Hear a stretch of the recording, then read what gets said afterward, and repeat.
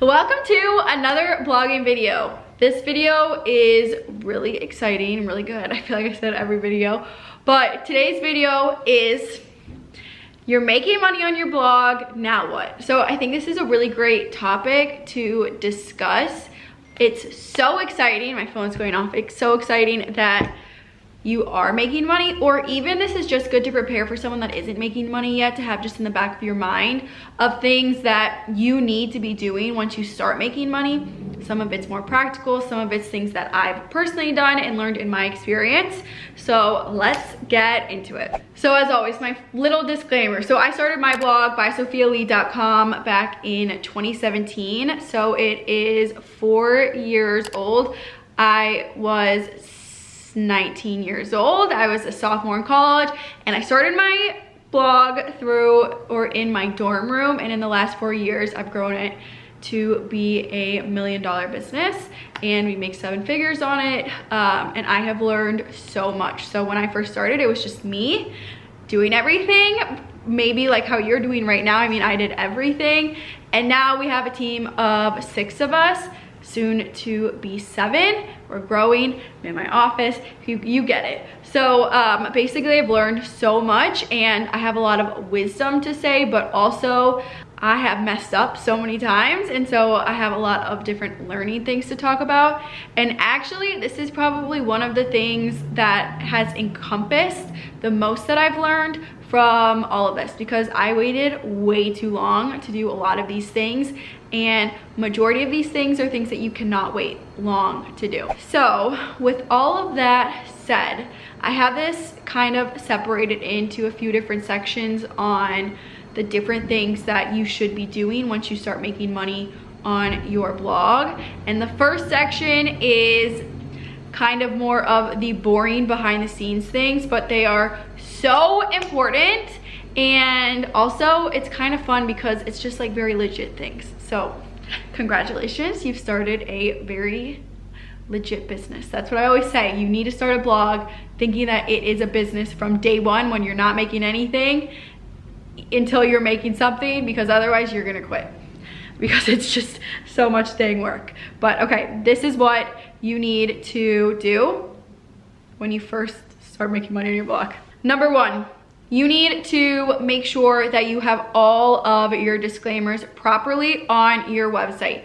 What I mean by that, do your research on what you need to say from a verbiage standpoint, as far as affiliate marketing. So like on Amazon and on anything that you sell, you have to make it very clear that you are making a commission from these products if someone wants to go and buy it. So we use a plugin which does this for us, or we used to use a plugin. I want to say it's just now built into our theme, since our theme's custom, but this is the plugin that we used, and we'll put it right here. I want to say it's like affiliate disclaimer or like something like that, but then it goes on to every single blog post. If you don't have that plugin installed or don't want to download that plugin, you need to put the verbiage on it. You'll get kicked out of Amazon if you do it. Technically you are breaking the law, because you're not making it known that you are making money from it, and it's super important. There's also a lot of other disclaimers that you need to have up there.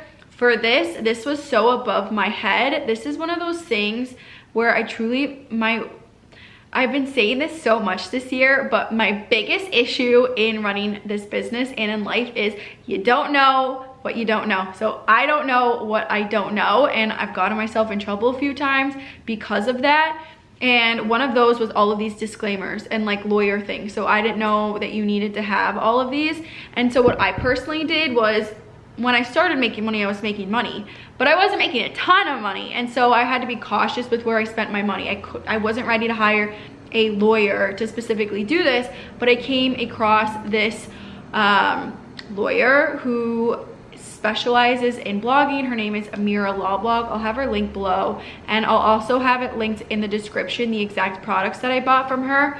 But basically she's a lawyer who has templates up on exactly what you need to have on your blog, from a legal perspective. So I highly recommend. She has them super affordable. Then it's just like a Word document that you go in and add your own verbiage to. She makes it very, very clear. It's just the perfect stepping stone for like to get you to a point where you are legal. And then eventually, like once we started really making money on BSL, now we have like 5 lawyers that we work with personally, but now we can afford it. Whereas before, you know, I was like a college student, like I couldn't afford it. So you got to work with what you have, but definitely make sure that all of that is right and tight. At least for me, I am not messing with any of that. No, ma'am. Okay. Another thing that you have to think about is taxes. So don't quote me on this at all, but you have to, if you make over $600, watch, this is just a Wisconsin thing, I don't know. If you make over $600, you have to pay taxes on it. And so definitely something that you want to consider as a blogger. Get your accountant's advice on this. Do not take my advice, but because you are self-employed, you need to be putting money aside for taxes. That's no joke, because again, you can get in trouble for that. So just make sure that is something that you are considering. And then also I would consider becoming an LLC if you're not already, and possibly trademarking your name. So those are both things. I waited probably too long to become an LLC and trademark my name. Those are both obviously now done. If you are a college student, so I think I became an LLC like a year and a half, 2 years into doing my blog, and I was still a college student. And so Wisconsin had a program at the time, I'm not sure if they still do, but where you can become an LLC for free, which is awesome. So otherwise I think it's like $150 or something like that. So that is something to consider, but definitely something that you would want to do, and your accountant probably has advice on that too.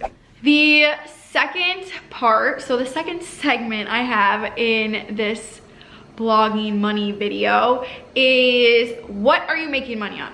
Whatever you're making money on, you want to do more of that. That is something that I learned very early on, and I think it really helped grow my success. And so when I started my blog, I was writing about college dorm rooms, but I also was like kind of like broad about that. Like it was all under the college section and like the dorm room section, but like I would do very different parts of it. And so I quickly learned the posts that got the most amount of traffic, the posts that earned the most amount of money from affiliate links, and I repeated. And so that, like, if something works, keep doing it. What's the saying? Like, don't reinvent the wheel. I mean, I guess that kind of applies for this, but really you want to think about that. So if something's working, keep doing it. Now, as I said in a lot of our other videos, we're at a point where we know what works, and now we really want to figure out like, what do we want to be more known for? And so now we're kind of like slightly going backwards, because what we want to be known for isn't necessarily where we make the most amount of money, just because it's not as established. But in the beginning, I figured out what I was making money on, and I freaking ran with it, and it really helped skyrocket that. Because if someone's interested in whatever is making money on and buying stuff from that, they're going to be interested in a related post to that probably. And then I also thought about, okay, this is really making money. I mean, at least for me on like BSL and for the team in general, we really see seasonally, like blogging is basically working on a commission. And so in a commission with any business, you have highs and you have lows. And so we've been able to study like our high months and figure out like, okay, why do these things do better then? And then we were able to leverage that for the rest of the year. So like we've been able to look, if something does well in January, we're like, why did that do so well in January, and how can we replicate that in February? Whether it's different holidays or summer, you know, summer's back to school, so like that's a huge time for us for college and apartments, because so many people are moving into the dorm rooms and going back to school. And so then it's figuring out, you know, like, okay, we know that does really well in summer. So then at Christmas time, we did a ton of posts on like what to get your freshmen for Christmas, or like this is what you should be asking for the year before you go to college, and like different things like that to try to leverage it year round.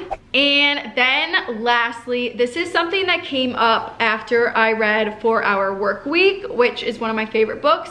And it also, I read this book right as my blog was starting to make money. So like even when I was only making like $300, $400 a month on my blog, I took, so like, I can't remember exact details, but like, let's say I made $400. Well, I went and hired 2 girls who helped me do things that I didn't need to do, like linking affiliate links and like other things. I still wanted it to be really like personalized to me, but there are definitely tasks that I was doing that I was like, okay, this is taking up my time and I don't need to be doing this. And so I was able to hire them. So I spent like $200 hiring them, and then I like kept $200 for me, put it towards courses, whatever, groceries, whatever I needed to put it towards. And that way I was able to grow my business in that sense, because they were doing things that took me a lot of time that I didn't need to do. I could spend my time on things that made money. So ROI, always think about your return on investment. So that's just another little thing to start thinking about. But those are really the 3 different sections. The business side of things, you need to get your business right and tight. You need to think about what's working and how you can repeat it and replicate it. And then 3, is there anything that you can hire out? And I have a whole video on like how my hiring process and like when I first started hiring people for BSL and different things like that, but that really helped grow my business. And now there's 6 of us, we're hiring 2 more people. We are so busy, we need so many more hands. Like, blogging is no joke. It is literally no joke. So those are the things. Congratulations if you're making money on your blog. That is so awesome. If you're not, keep going. I always use this analogy, but in another one of my favorite books, Atomic Habits, I'm a huge self-help reader. He always like uses this analogy on how someone will work on something so hard and they get like, think of it in a degrees form. So it's like, you know, they work on it for months and months and months and they're at 28 degrees. Keep working at it, nothing's happening, but they move to 29, but they don't really see it. Then they move to 30 and then 31, and then they put so much effort into it and they're like, WTF, I've been spending all my time on this and nothing's happening. But little do they know that at 32 degrees, it would have, something started to happen and would have started to melt. So like, you know, think of like snow and then melting, like they just need to get 1 degree more. So that's, he said it in a much more concise way. But I hope you enjoyed that blogging video. Make sure to subscribe to the blogging channel. This is where we do all the blogging things. We were doing blogging stuff on our like main By Sophia Lee channel, but I don't want to be known for blogging, to be honest. I want to be known for home decor, which is our main niche. And so YouTube was getting confused at what we talked about, which we didn't like. So now everything is under here, which is actually so nice because it's very concise and we have so many resources. And so I post a blogging video every single week. I also send out a blogging email once a week. So that will be in the description also, where you can opt in to that. I give like all my insider tips and just different things like that. The products I use, book recommendations, I don't know, just really random stuff. Also make sure to check out my blogging courses. I have Perfecting Blogging, I have Perfecting Pinterest, and this week, so probably when you, I've been saying this for the last 3 videos, this email, I'm coming out with an email course. It is so intense, like literally it's so intense, so micro, that it's taking me so long to edit and make sure that it's perfect, because it's just like really like draining in the best way possible. Like it's so, you will learn, our email system is like the most complicated. I don't know how we did it. I truly don't know how we figured it out, because we have automations, we have tags, we have sequences, we have sales, we have opt-ins, printables, like there's so many steps that go into it. So that course is coming out. You do not want to take that if you're a beginner. You want to take that course once you have like, once you understand the blogging side of it, the SEO side of it, the Pinterest side of it, and then you take the email side of it, because it just is a lot of information. But all right, stopping talking. I hope you enjoyed this video and I will see you at next week's video.